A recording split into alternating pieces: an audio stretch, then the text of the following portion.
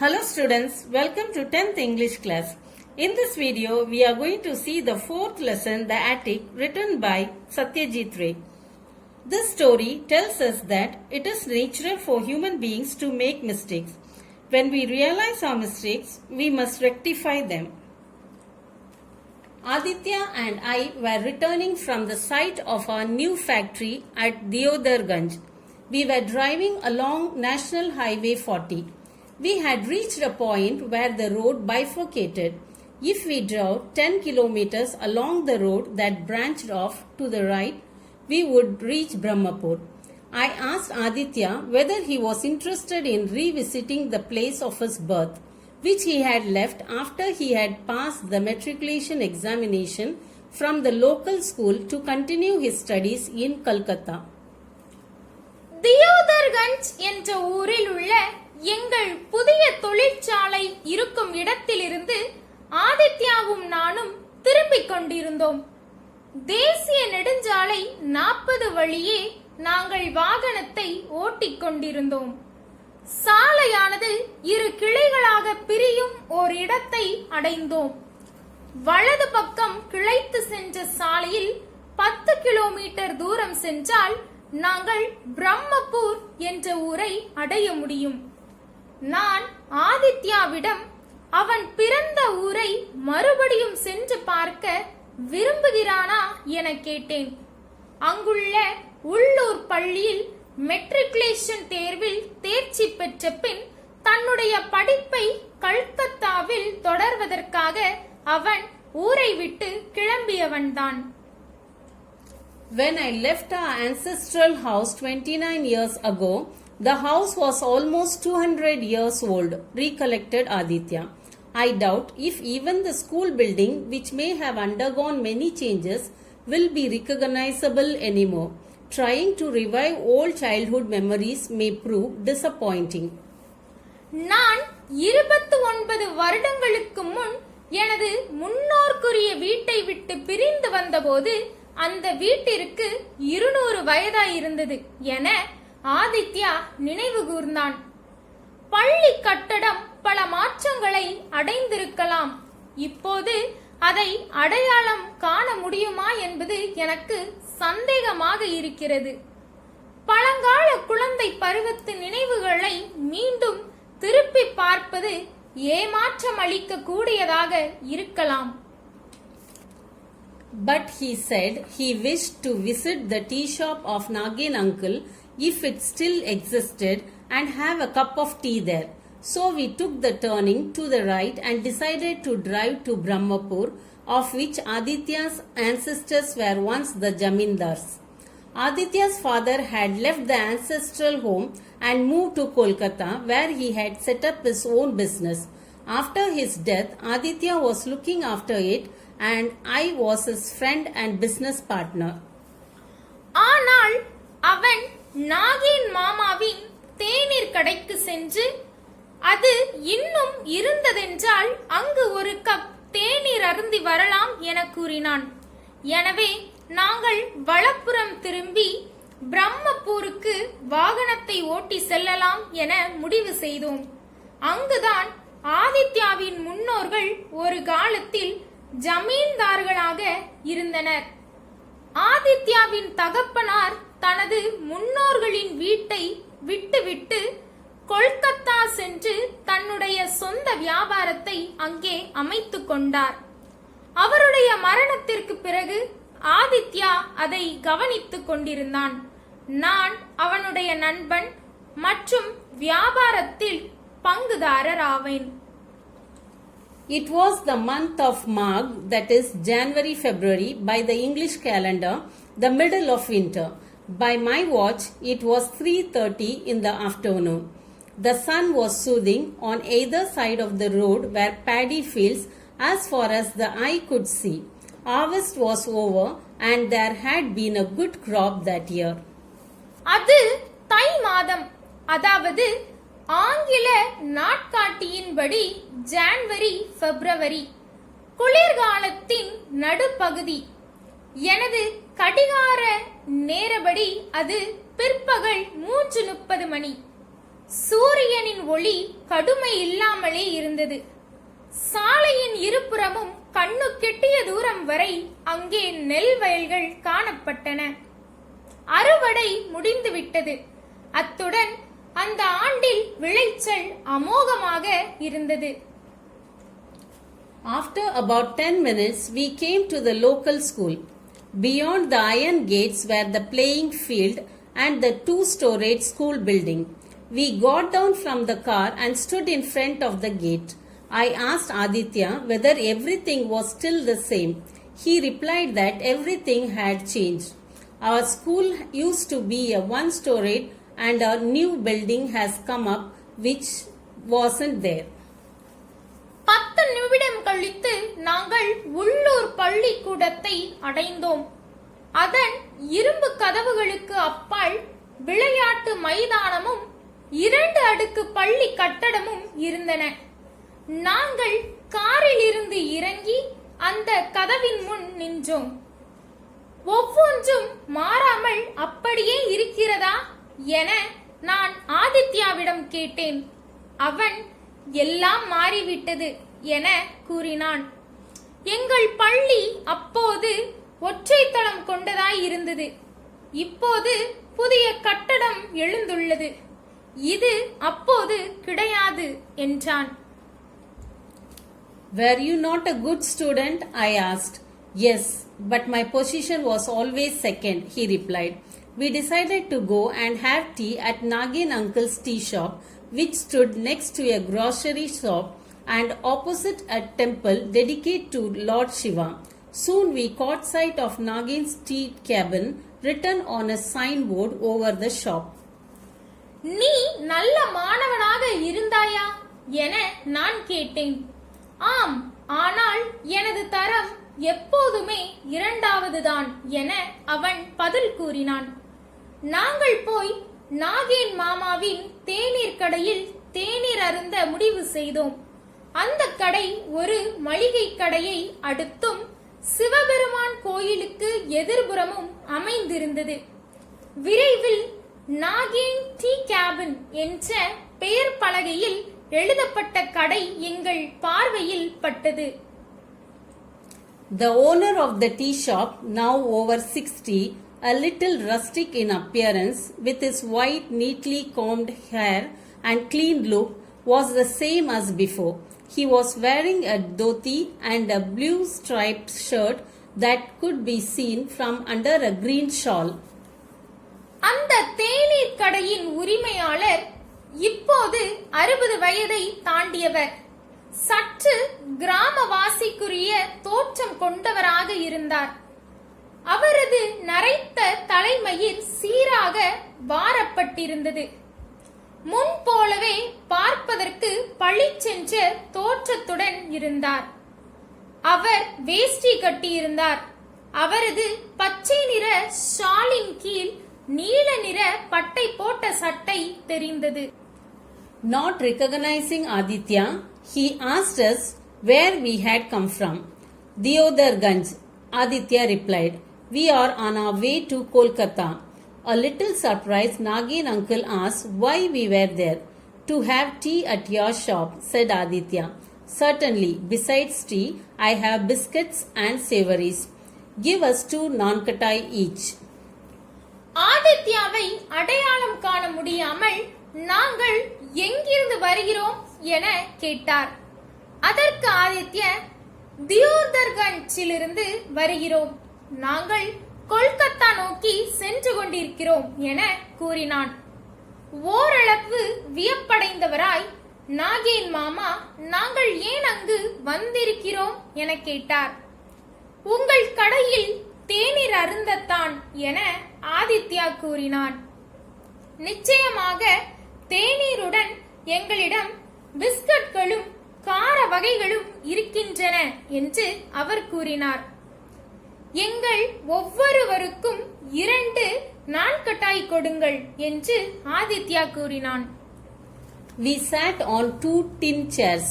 There was only one other customer sitting at a corner table, neither eating nor drinking tea, but sitting with his head bent as though he was sleeping.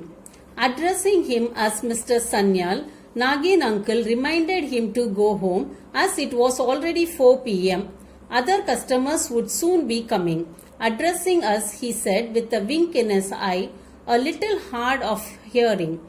Cannot see well either, but has no money to buy spectacles. நாங்கள் 2 தகர நாற்காலிகளின் மேல் அமர்ந்தோம். மேசையின் ஒரு மூலையில் ஒரே ஒரு வாடிக்கையாளர் மட்டும் அமர்ந்து கொண்டிருந்தார். அவர் சாப்பிடவும் இல்லை, தேநீர் குடிக்கவும் இல்லை. தூங்குவது போல் தலை கவிழ்ந்து கொண்டு இருந்தார். அவரை மிஸ்டர் சன்யால் என்று அழைத்த நாகேன் மாமா, மணி ஏற்கனவே 4 ஆகிவிட்டதென்றும் அவரை வீட்டிற்கு போக வேண்டும் என்றும் நினைவுறுத்தினார். மற்ற வாடிக்கையாளர்கள் விரைவில் வந்து விடுவார்கள். பின்னர் கண்ணை சிமிட்டிக் கொண்டு எங்களிடம் பேசினார். அவருக்கு சற்று காது கேட்காது, சரியான பார்வையும் கிடையாது, கண்ணாடி வாங்குவதற்கு கூட அவரிடம் பணம் கிடையாது என கூறினார். From his reaction to this speech, I began to wonder whether Mr. Sanyal was not a little crazy as well, because suddenly he stood up, stretched himself, and raising his lean right arm and with eyes dilated, began to recite a poem by Tagore, Panraksha. Having recited the poem, he left the place, making the gesture of namaste with his hands to nobody in particular. இந்த பேச்சுக்கு அவர் செயல்படுவதை பார்த்தவுடன் ஒருவேளை mister சன்யாலுக்கு அத்துடன் சற்று மனநிலையும் பாதிக்கப்பட்டிருக்குமோ என நான் அதிர்ச்சியடைந்தேன். ஏனெனில் திடீரென அவர் எழுந்தார், உடம்பை சற்று முறுக்கேற்றிக் கொண்டார். தனது மெலிந்து போன வலது கரத்தை உயர்த்தி கண்களை விரிவடைய தாகூரின் பன்ரக்ஷா என்ற கவிதையை ஒப்பிக்க ஆரம்பித்து விட்டார். அவ்வாறு அந்த கவிதையை ஒப்பித்தவுடன் அந்த இடத்தை விட்டு அகன்றார். போகும்போது யாரையும் குறிப்பிட்டு பார்க்காமல் கைகளை கூப்பி வணக்கம் என சைகை காட்டிவிட்டு அந்த இடத்தை விட்டு அகன்றார். I noticed a sudden change in Aditya's expression and I asked him the reason for it. Without answering me, he asked Nagin uncle who the gentleman was and what he did. Nagin uncle replied, Sasanka Sanyal. What can be done? He leads a cursed life, gone crazy I think, but has not forgotten any incident of the past. Sold his land to get his only daughter married. He lost his wife and only son last year. Since then, he is somewhat changed, not really normal. இப்போது ஆதித்யாவின் முகத்தோற்றத்தில் திடீரென ஒரு மாறுபாடு ஏற்படுவதை நான் கவனித்தேன். அதற்கான காரணத்தை வினவினேன். ஆதித்யா எனக்கு பதில் ஏதும் கூறாமல் நாகேன் மாமாவிடம் அந்த கணவான் யார் என்றும் என்ன செய்கிறார் என்றும் கேட்டான். நாகேன் மாமா பதில் கூறினார். அவரது பெயர் சசன்கா சன்யால். ஆனால் என்ன செய்ய முடியும்? அவன் ஒரு சபிக்கப்பட்ட வாழ்க்கை நடத்தி வருகிறான். அவனுக்கு மனநிலையில் தடுமாற்றம் ஏற்பட்டுவிட்டது. இருப்பினும் அவன் கடந்த காலத்து நினைவு எதையுமே மறக்கவில்லை. தன் ஒரே மகளுக்கு திருமணம் முடிக்க தனது நிலங்களை விற்றுவிட்டான். அவனது மனைவியும் ஒரே மகனும் சென்ற வருடம் இறந்து விட்டார்கள். அதிலிருந்து அவன் ஓரளவு மாறிவிட்டான். அவன் சாதாரணமான மனநிலையில் இல்லை. Where does he stay? He stays with a friend of his father's, Jogesh Kabiraj. Sasanka comes here, has tea and biscuits and always remembers to pay, having an acute sense of self-respect. But how long things will remain like this, I don't know. Having paid our bill and ascertained the location of Jogesh Kabiraj's house, we got into the car. Aditya was at the wheel. He expressed the wish to visit his house. So you do want to see your house after all, I said. அவன் எங்கே தங்கியிருக்கிறான்? அவனது தந்தையின் நண்பனாகிய ஜோகேஷ் கபிராஜ் வீட்டில் தங்கியிருக்கிறான். சசங்கா இங்கு வருவது வழக்கம். தேநீர், biscuit வாங்கிக் கொள்வான். எப்பொழுதும் நினைவுபடுத்தி பணம் கொடுத்து விடுவான். அவனிடம் சுயமரியாதை என்ற உணர்வு அதிகமாகவே இருக்கிறது. ஆனால் இது எவ்வளவு காலம் நீடிக்குமோ எனக்கு தெரியாது என்று அவர் கூறினார். எங்களுடைய பில் தொகையை செலுத்திவிட்டு ஜோகேஷ் கபிராஜ் வீட்டின் இருப்பிடத்தை உறுதிப்படுத்திக் கொண்டு நாங்கள் காரில் ஏறினோம். ஆதித்யா காரை ஓட்டினான். தனது வீட்டை சென்று பார்க்க வேண்டும் என்ற ஆசையை அவன் வெளிப்படுத்தினான். அப்படியானால் நீ உன் பழைய வீட்டை பார்க்க ஆசைப்படுகிறாயா என நான் கேட்டேன். It has become essential to do so, Aditya replied. His nerves seemed overwrought for some reason. We soon reached the house, which was surrounded by high walls. Even from the ruins, one could easily imagine how grand it must have been once upon a time. ஆம், அவ்வாறு செய்வது அவசியமாயிருக்கிறது என்று ஆதித்யா பதில் கூறினான். ஏதோ ஒரு காரணத்திற்காக அவனுடைய நரம்புகள் முருகேறியது போல் தோன்றியது. விரைவில் நாங்கள் அந்த வீட்டை அடைந்தோம். அது உயரமான சுவர்களால் சூழப்பட்டிருந்தது. பாழடைந்து கிடந்த நிலையிலும் ஒரு காலத்தில் அது எவ்வளவு பிரம்மாண்டமாக இருந்திருக்கும் என்பதை கற்பனை செய்து பார்ப்பது எளிதாக இருந்தது. We entered the building, climbed up the stairs and reached the attic on the second floor of the house. This was my favorite room, said Aditya. The attic was always been a favorite with children. It is in the attic that the child seems to be in a world of its own. நாங்கள் அந்த வீட்டிற்குள் நுழைந்து படிகளில் ஏறி வீட்டின் இரண்டாவது தளத்தில் உள்ள மேல் மாடி அறையை அடைந்தோம். இதுதான் எனக்கு பிடித்தமான அறை என ஆதித்யா கூறினான்.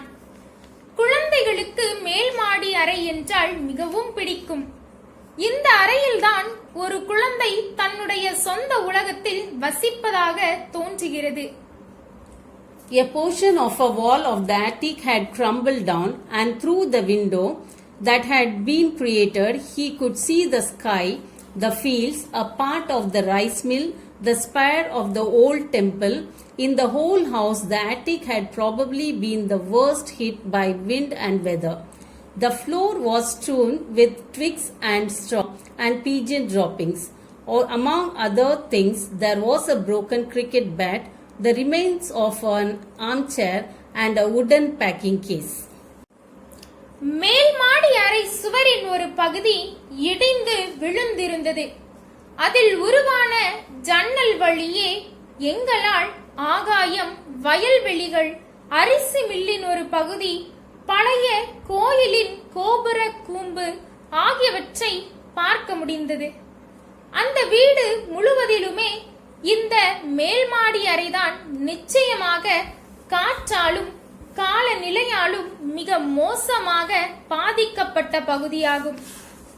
தரையில் மர கிளைகளும் வைக்கோல், புறா எச்சம் போன்றவையும் சிதறி கிடந்தன. மற்ற பொருட்களுக்கிடையில் அங்கே உடைந்து போன ஒரு கிரிக்கெட் மட்டை, சாய்வ நாற்காலியின் எஞ்சிய பகுதியாகிய பொருட்கள் ஆகியவையும் இருந்தன. Aditya got on top of the packing case and pushed his hand inside the ventilator, thus upsetting a sparrow's nest, a part of which fell to the ground. However, he heaved a sigh of relief when he had got what he had been looking for. When he asked him what it was, he said, "You'll get to know very soon." அந்த மரப்பெட்டியின் மீது ஆதித்யா நின்று கொண்டு மேலே உள்ள காற்று போகியினுள் தன் கையை திணித்தான். அது அங்கிருந்த ஒரு குருவி கூட்டை கவிழ்த்து விட்டது. அந்த கூட்டின் ஒரு பகுதி தரையில் வந்து விழுந்தது. இருப்பினும் தான் தேடி வந்த ஒன்று கிடைத்து விட்டதால் அவன் நிம்மதி பெருமூச்சு விட்டான். அது என்னவென்று அவனை நான் கேட்டபோது விரைவில் அது உனக்கு தெரிய வரும் என பதிலளித்தான். We next went to a jeweler's to find out the weight of the article. The jeweler remarked that it was an antique. Our next stop was the house of Jogesh Kabiraj. Though I was a little curious, I didn't ask Aditya anything. அடுத்து நாங்கள் ஒரு நகைக்கடைக்காரனிடம் சென்று அந்த பொருளின் எடை என்னவென்று பார்த்தோம். நகைக்கடைக்காரன் அது ஒரு பழம்பொருள் என கூறினான். எங்களது அடுத்த நிறுவனம் ஜோகேஷ் கபிராஜின் வீடுதான். எனக்கு மிகுந்த ஆவலாக இருந்தாலும் நான் ஆதித்யாவிடம் எதையுமே கேட்கவில்லை. We entered the house and went to the room where Sasanka Sanyal stayed. Sasanka uncle was busy reciting verses from Tagore.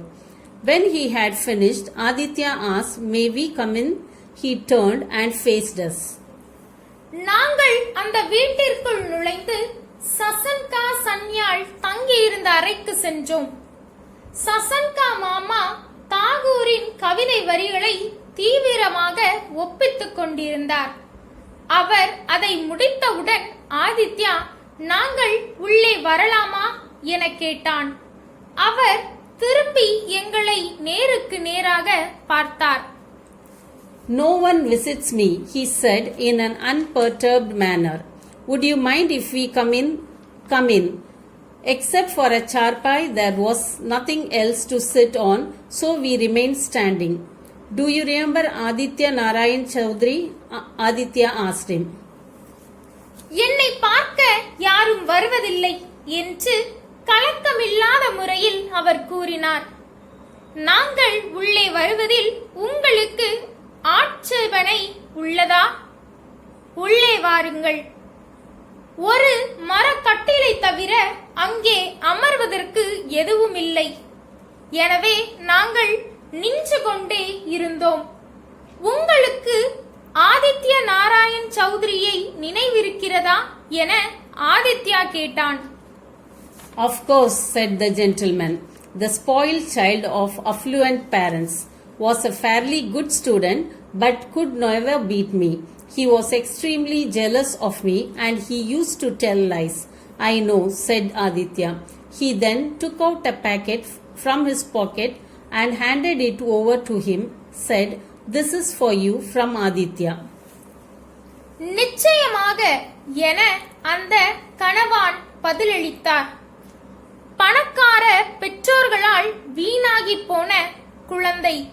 ஓரளவு நல்ல மாணவன். ஆனால் அவனால் என்னை தோற்கடிக்க முடியவில்லை. அவன் என் மீது அளவு கடந்த பொறாமையுடன் இருந்தான். அத்துடன் அவன் பொய் பேசுவது வழக்கம். எனக்கு தெரியும் என்று ஆதித்யா கூறினான். அவன் தன் பையிலிருந்து ஒரு பொட்டலத்தை எடுத்தான்.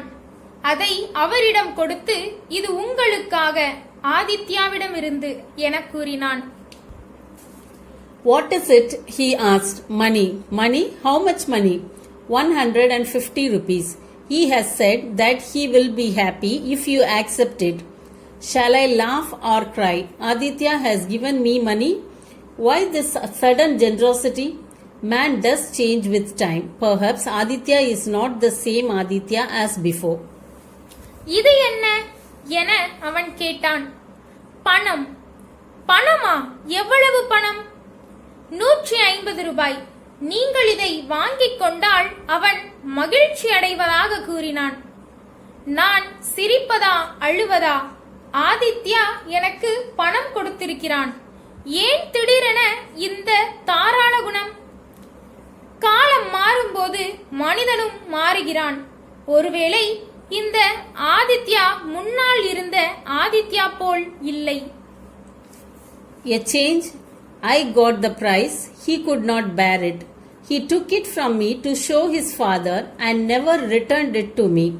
Said that there was a hole in his pocket and it had fallen through it. This is the price of the medal. It is yours." இப்படி ஒரு மாற்றமா? நான் பரிசு வாங்கினேன். அவனால் அதை தாங்கிக் கொள்ள முடியவில்லை. அதை தன் தந்தையிடம் காட்டுவதற்காக வாங்கிச் சென்றான். அதன் பின் அதை என்னிடம் அவன் திருப்பி தரவே இல்லை. தனது பையில் ஒரு ஓட்டை இருந்ததாகவும் அது அதன் வழியே விழுந்து விட்டதாகவும் கூறிவிட்டான். அந்த பதக்கத்தின் விலை இதுதான், இது உங்களுடையது. Sasanka Sanyal was amazed. He stared at Aditya and said, "The price of the medal, that could not be more than 5 rupees. It was a silver medal. Silver is now 30 times costlier than before. Really, I had no news of that." But Sasanka uncle looked at the 15-10 rupee notes in his hand and then looked at Aditya. There was a completely new expression on his face. He said, "Aditya, this smacks too much of charity, doesn't it?" சசன்கா சன்யாலுக்கு வியப்பு ஏற்பட்டது. அவன் ஆதித்யாவை வெறித்து பார்த்தவாறே கூறினான், பதக்கத்தின் விலையா? அது 5 ரூபாய்க்கு மேல் இருக்காது. அது ஒரு வெள்ளி பதக்கம். வெள்ளியானது முன்னால் இருந்ததை விட இப்போது 30 மடங்கு விலை அதிகம். மெய்யாகவா? அந்த செய்தி எனக்கு தெரியாது. ஆனால் சசன்கா மாமா தன் கையில் இருந்த 15-10 ரூபாய்களையும் பார்த்தார். அவரது முகத்தில் ஒரு முற்றிலும் புதிய முகபாவனை காணப்பட்டது. ஆதித்யா, தர்மம் செய்தவன் மோசமான தன்மை இதில் மறைந்திருப்பது எனக்கு தெரிகிறது, இல்லையா என அவர் கேட்டார். We remained silent. Peering intently at Aditya, Sasanka Sanyal smiled and said, "I had recognized you at Nagin uncle's tea shop by that mole on your right cheek. I could see you had not recognized me, so I recited the same poem that I had recited on the prize-giving day on purpose so that you may remember. Then, when you came to visit me, I couldn't help venting my anger on you." நாங்கள் அமைதியாக இருந்தோம். ஆதித்யாவை உன்னிப்பாக உற்று பார்த்து கொண்டே சசன்கா சன்யால் புன்னகையுடன் கூறினார், "உன்னுடைய வலது கன்னத்தில் உள்ள மச்சத்தை வைத்தே நாகேன் மாமாவின் தேநீர் கடையில் உன்னை நான் அடையாளம் கண்டுகொண்டேன். உனக்கு என்னை அடையாளம் தெரியவில்லை என்றும் கண்டுகொண்டேன். அதனால்தான் பரிசு வழங்கும் நாளில் நான் மனனம் செய்து ஒப்பித்த அதே பாடலை உன் நினைவுக்கு வர வேண்டும் என்பதற்காக வேண்டுமென்றே ஒப்பித்தேன். அதன்பின் நீ என்னை பார்க்க வந்தபோது உன் மீது என் கோபத்தை வெளிப்படுத்துவதை என்னால் தவிர்க்க முடியவில்லை. You have done the right thing. Your grievances are absolutely justified. But I will be happy if you accept the money, said Aditya. Sasanka Sanyal shook his head and said, "No, money will soon be spent. I would have preferred to have the medal if it were possible.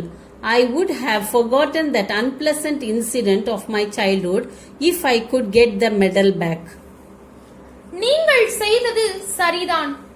உங்களது மனக்குறைகள் முற்றிலும் நியாயமானவைதான். ஆனால் நீங்கள் இந்த பணத்தை ஏற்றுக்கொண்டால் நான் மகிழ்ச்சி அடைவேன் என ஆதித்யா கூறினான். அதற்கு மறுப்பு தெரிவிக்கும் வண்ணம் தலையசைத்தவாறு சசன்கா சன்யால் கூறினார், "இல்லை, பணம் விரைவில் செலவழிந்துவிடும். முடியுமென்றால் அந்த பதக்கத்தை வாங்கிக் கொள்ளவே விரும்புவேன். அந்த பதக்கத்தை நான் திரும்ப பெற்றுக்கொண்டால் அந்த குழந்தை பருவத்து கசப்பான நிகழ்ச்சியை நான் மறந்து விடுவேன்" என்றார். So, the medal that had been hidden in the attic for 29 long years was eventually restored to its owner. Sriman Sasanka Sanyal, Special Prize for Recitation 1948, was still clearly engraved on it. எனவே 29 நீண்ட ஆண்டு காலமாக மேல் மாடி அறையில் ஒளித்து வைக்கப்பட்ட பதக்கம் இறுதியில் அதன் உரிமையாளரிடம் ஒப்படைக்கப்பட்டது. ஸ்ரீமான் சசன்கா சன்யால் மனப்பாடம் செய்து ஒப்பிக்கும் போட்டிக்கான சிறப்பு பரிசு 1948 என்று அதில் தெளிவாக பொறிக்கப்பட்டிருந்தது. Thanks for watching.